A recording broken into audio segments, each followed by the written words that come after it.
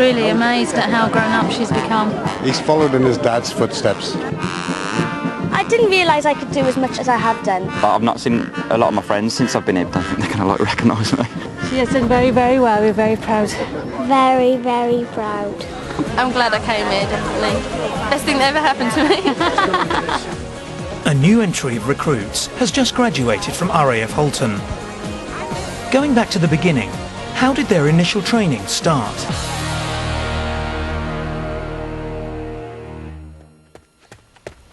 You've been given the start date for your course, but how should you prepare for initial training? By getting yourself really fit. That's how. If you do come here with a reasonable standard of fitness and strength, then your life here will certainly be a lot easier.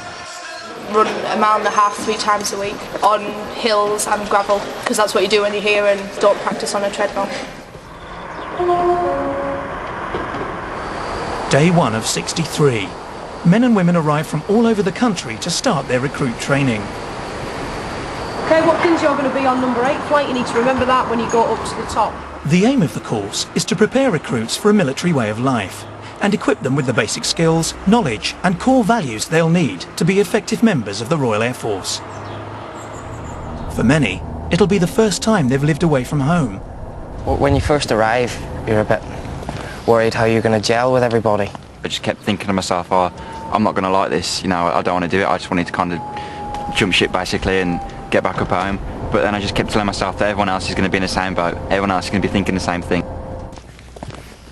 First day when you get there and your flight staff come in to greet you, it's intimidating. Yeah, but after day 2, day 3, you start to get used to the lifestyle. Got more stuff in my car. Would that be alright to leg it back?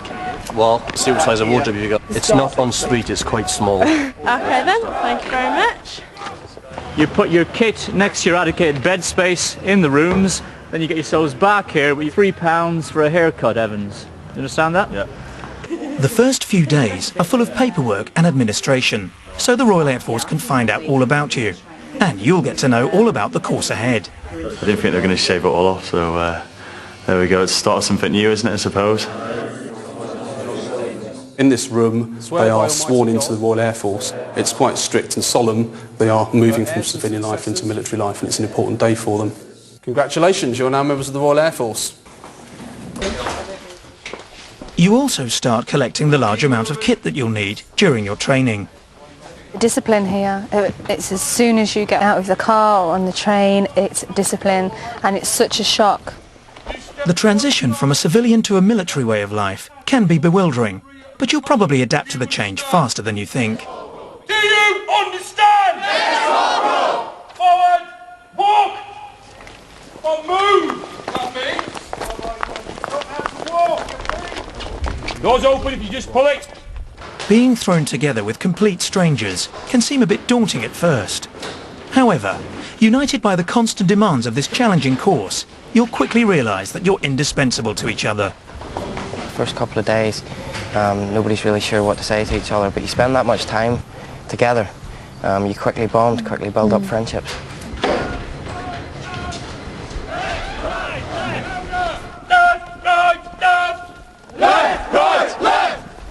And so day 1 comes to a tiring conclusion. Tomorrow, training starts in earnest. Here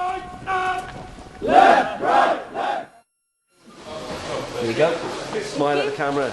Recruit training is a 9-week course consisting of 3 main phases. The first phase, called the foundation phase, gives you a chance to adapt to an RAF lifestyle. It covers the basic military skills you'll need, with a strong emphasis being put on your ability to keep your kit, accommodation and yourself in good shape. It's really fashionable, isn't it?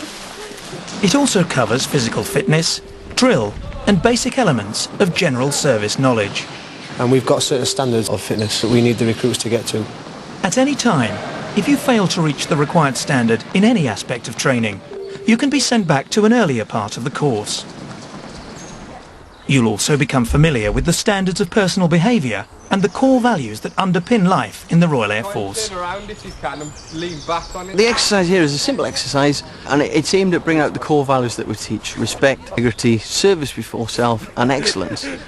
We look to see whether they can talk to each other without losing tempers, without shouting. We test their integrity, see whether they abide by the rules as laid down to them. Service before self, we see if anybody's prepared to help everybody else before themselves, and we see how they actually achieve it in excellence. Gather round for a debrief. But out of respect for each other, which is the first of the core values, why should Miss Hetherington do all the work? Is that a fair deal? Stop being lazy. A drill during recruit training is basically to assist with the transition from civilian life to military life. You have to be able to move them around as a smart military unit around the camp, and also it instills discipline for later on in service life.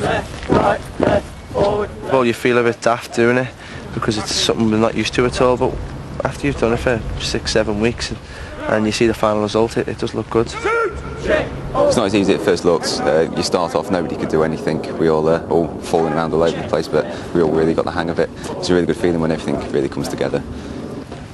Dampen your ironing board down a little bit. Everything you'll need to know, you'll be taught. From how to drill properly, to how to iron your uniform, and prepare your kit for the inspections that play a big part in your training. You hang them so that the zip and the button face out of your locker. Yes? When training is over for the day, you start preparing for the next morning's inspection. We've got to do all of our kit, everything that we've been issued near enough. As long as it's perfect, we pass. You tend to work with each other, you know, within like your rooms.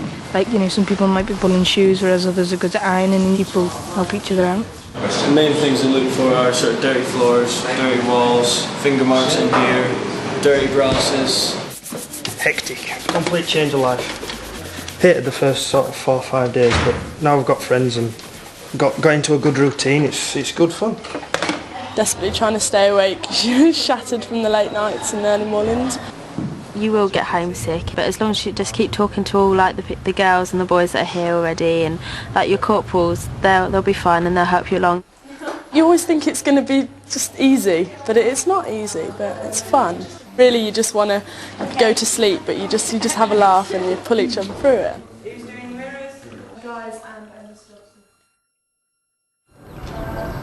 So, will everyone on the flight pass this important inspection? One pace forward, march. You've done these pipes down here? That was me, Sergeant. Do you think that's good enough? Okay, what's this here, Stuart? It's a huge thread. Did you notice that on your preparation? Come on, leaps and bounds, Kurt. Really good so far.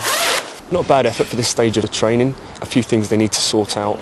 Attention to detail at this stage of the course is a big element.